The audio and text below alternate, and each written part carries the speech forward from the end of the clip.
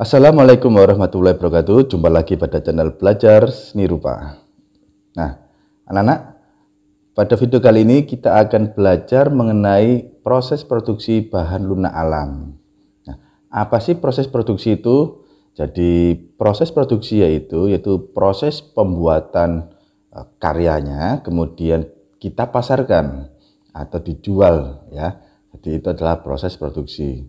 Jadi dalam kita pembuatan karya itu melalui yang namanya tahapan-tahapan atau proses. Nah, itu yang kita bahas. Nah, sebelum karya itu diproduksi atau dijual ke khalayak umum atau ke masyarakat, karya-karya tersebut harus memenuhi syarat, yaitu perancangan benda kerajinan. Ya, jadi harus memenuhi syarat itu sebelum dipasarkan ke masyarakat. Kenapa? Agar masyarakat yang membeli karya itu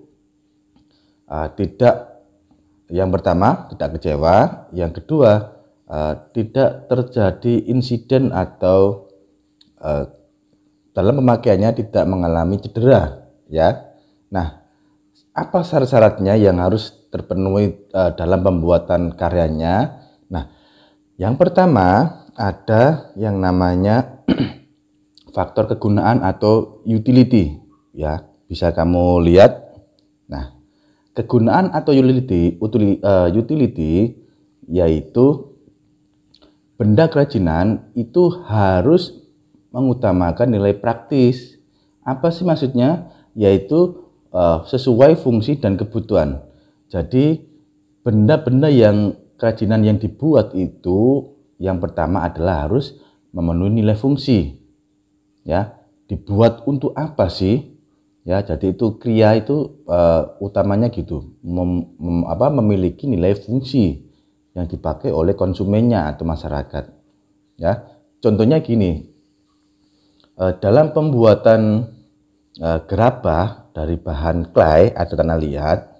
Nah, gerabah dibuat itu fungsi pertamanya apa sih? Misalkan kendi, ya.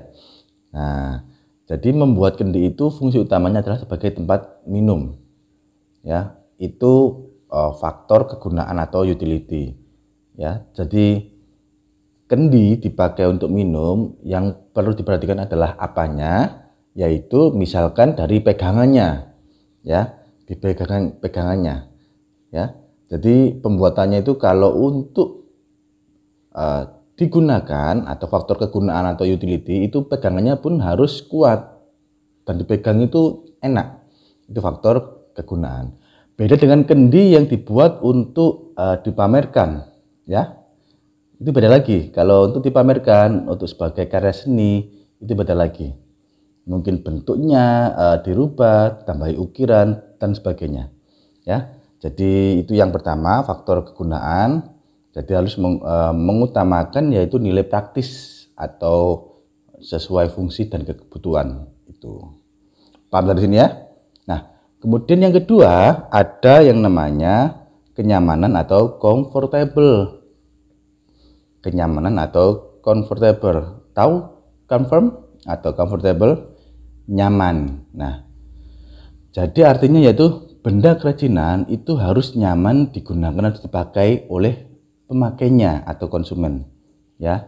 Jadi benda kerajinan itu harus nyaman dipakai, ya. Kita kalau membeli benda kerajinan, ya, yang kita lihat pasti enak nggak dipakai, ya, seperti itu. Pak Edi ambil contoh dalam tadi, ya, kendi misalkan, kendi. Nah, kendi itu dikatakan nyaman dalam pemakaiannya itu apanya sih? Nah, tadi di awal mungkin pegangannya, ya. Tadi pegangannya itu panjangnya atau tingginya itu sesuai jari kita mungkin, ya, itu mungkin dikatakan kenyamanan juga, ya. Atau gini, kalau kalian pernah nggak mengangkat air di ember, ya. Nah, kamu mengangkat air sampai tanganmu kok sakit. Nah, gara-gara apa? Pegangannya terbuat dari kawat misalkan, ya, atau kecil pegangannya.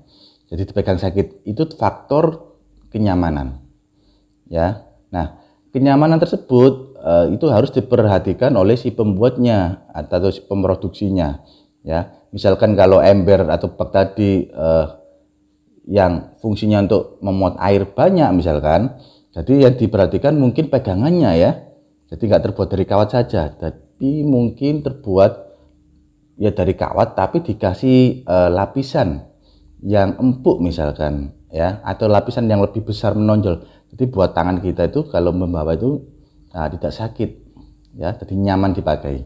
Itu maksud dari syarat yang termasuk ke kenyamanan atau comfortable.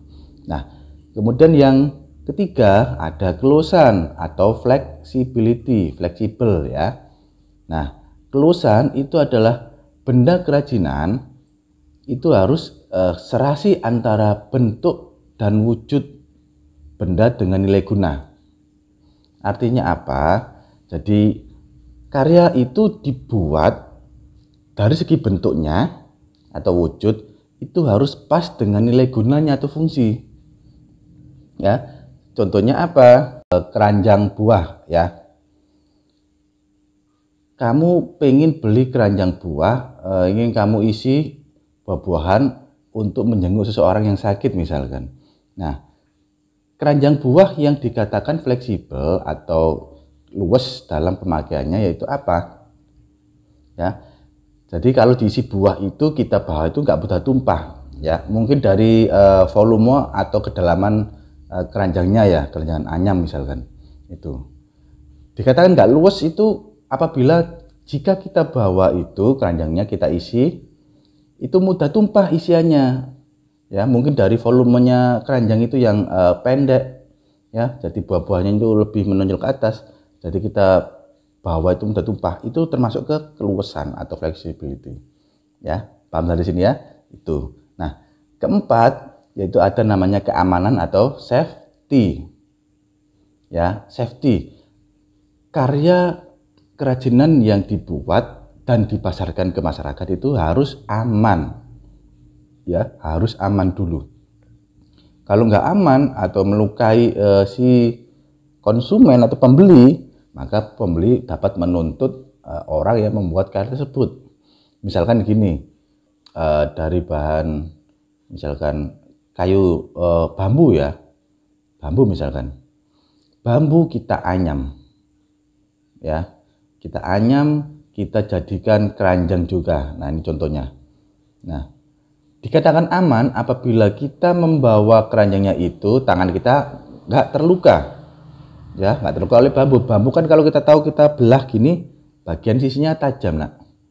Nah, kalau kita nggak serut atau amplas bagian yang tajam itu, nah itu namanya masuk ke safety, keamanan, jadi akan melukai tangan kita ya.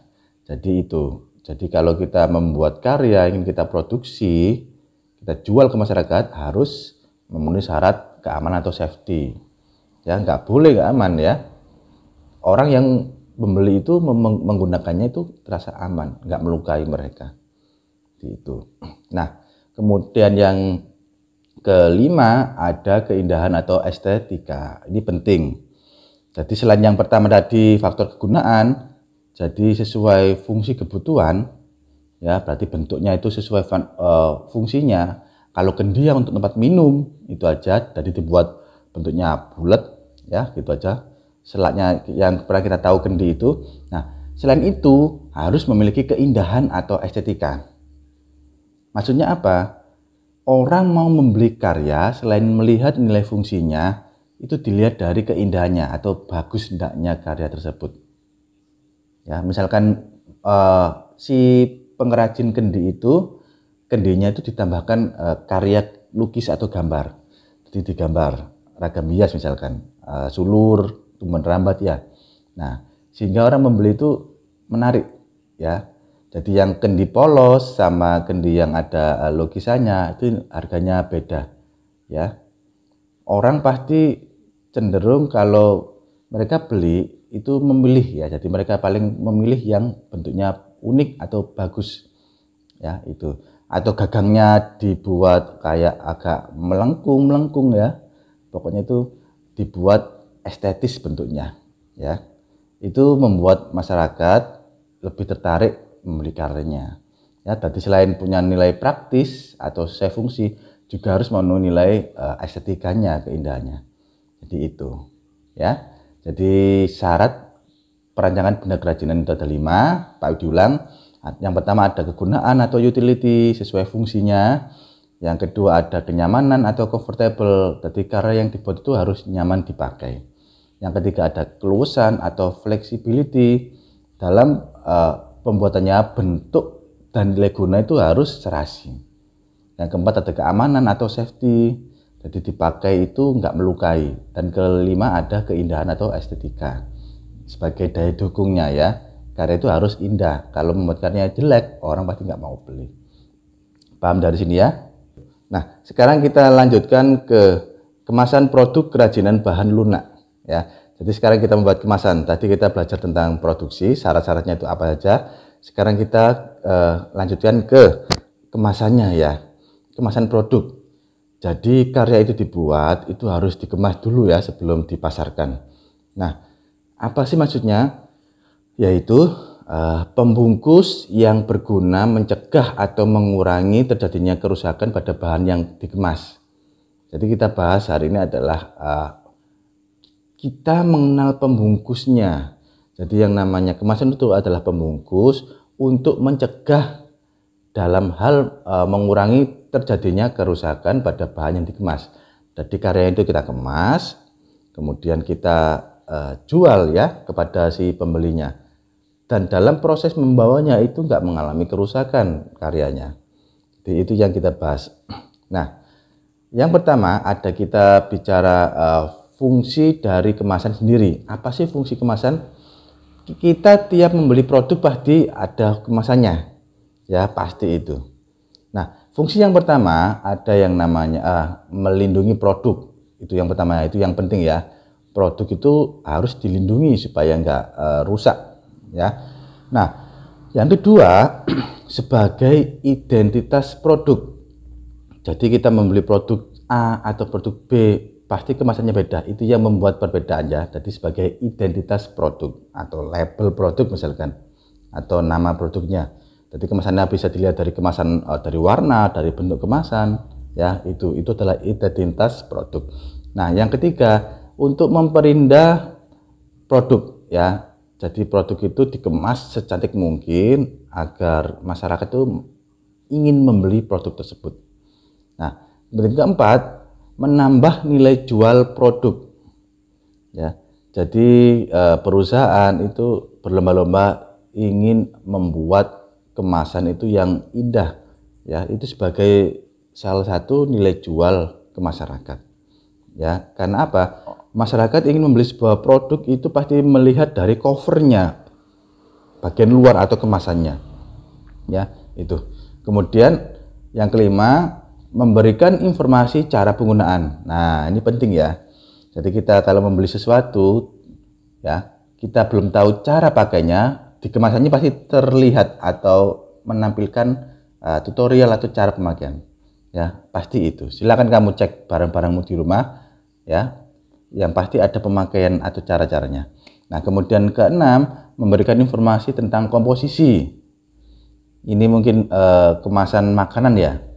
Kalau kamu lihat kemasan Indomie ya, pasti ada cara-caranya, ada komposisinya. Bagaimana sih cara menggunakan, apa sih komposisinya? Nah, berarti seperti itu. Kemudian yang terakhir sebagai sarana promosi ya. Jadi sebagai sarana promosi oleh perusahaan ke masyarakat itu melalui cara ditaruh di kemasannya ya. Itu. Nah, kemudian kita lanjut ke jenis bahan kemasan. Nah, kemasan kan ada banyak. Apa saja sih jenis-jenisnya? Nah, yang pertama ada kemasan itu terbuat dari bahan kertas. Ya. Jadi kemasannya itu bersifat fleksibel dan kertas itu adalah kemasan pertama sebelum ditemukannya plastik. Ya. Jadi sejak dulu orang memasarkan produknya itu dikemas menggunakan bahan kertas, itu yang pertama. Nah, di sini ada kelemahannya. Karena dari kertas itu kelemahannya adalah sensitif dengan air dan kelembaban udara. Jadi kalau lembab atau cuacanya dingin, itu pasti akan mempengaruhi isi dalam kemasannya atau produknya, ya. Nah, dan kemudian yang kedua ada kemasan kayu. Nah, biasanya barang atau produk dikemas dalam kayu itu yaitu untuk diproduksi atau dijual itu kalau penjualannya itu secara internasional. Jadi misalkan produk Indonesia dijual ke luar negeri misalkan. Jadi transportasi perdagangan internasional berupa seperti kemasannya dari peti ya, peti kayu ya, kotak itu, kemudian palet misalkan ya, dari tong, nah dan lain-lain. Itu kemasan kalau dari bahan kayu. Jadi produknya itu benar-benar dikemas. Jadi contohnya sendiri bisa kerajinan keramik misalkan kan. Keramik kan dari bahan tanah liat atau clay, kan mudah pecah. Mau diekspor ke luar negeri, jadi harus benar-benar dikemas karena perjalanan pun berhari-hari bisa berminggu-minggu ya. Jadi harus dikemas, diberi kayu luarnya, bisa berupa peti ya, kotak gitu.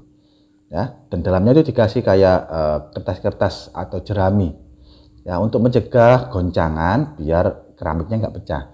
Jadi seperti itu fungsi dari kemasan. Nah, yang ketiga ada namanya plastik. Ya, ini yang sering kita lihat. Jadi di pasaran saat ini tuh yang banyak dipakai adalah bahan plastik. Ya. Jadi plastik itu ada banyak jenisnya.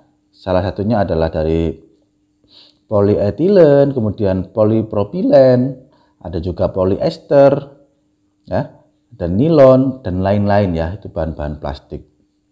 Nah, jadi kemasan saat ini ya di era modern kayak ini banyak yang menggunakan bahan plastik selain praktis juga ya. Nah, ada juga dari kemasan plastik yang berjenis akrilik. Akrilik ya. Jadi bening seperti kaca tapi tidak mudah pecah ya. Jadi nama ilmiahnya itu kristal termoplastik ya. Itu bisa dibuat untuk kemasan. Ya. Nah, kemudian selanjutnya ada kemasan kaca. Nah, jadi kaca itu terbuat dari pasir silika dan soda abu ya.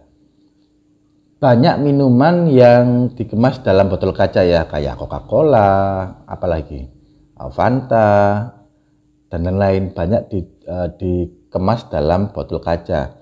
Nah, apa sih keunggulannya? Jadi tahan suhu dingin ya, tahan suhu dingin.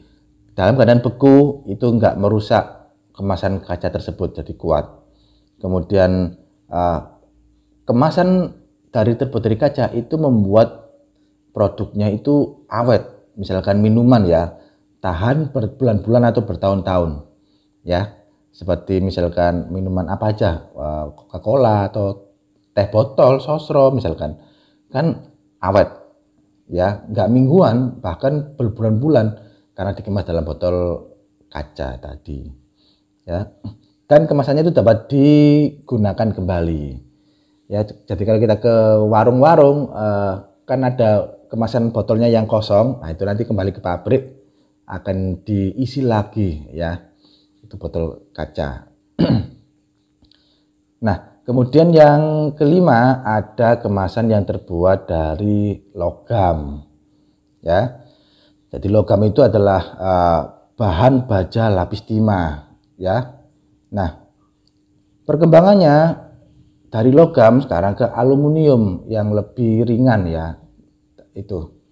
Jadi kemasan aluminium itu misalkan kamu beli produk seperti coklat ya, Silver Queen atau lainnya, ya bagian luarnya kan kertas. Setelah kita buka kemasan kertas, di bagian dalamnya ada aluminiumnya ya. Itu yang melindungi produknya atau misalkan coklat tersebut. Ya, awet. Jadi banyak kemasan yang kita lihat di sekitar kita, yang salah satunya adalah yang Pak Widi sebutkan tadi ya. Jadi itu dilihat dari fungsinya ya, itu dari sini sudah paham ya. Nah, dalam belajar jangan lupa kalian catat materinya ya. Kenapa? Dengan cara mencatat itu kita lebih mudah untuk mengingat ya daripada hanya menyimak saja. Ya, jadi pertemuan kali ini cukup sekian. Nanti kita lanjut videonya pada pertemuan yang akan datang. Tadi belajar seni rupa itu menyenangkan. Jadi Pak Yudi akhir di sini. Barakallahu fikum. Wassalamualaikum warahmatullahi wabarakatuh.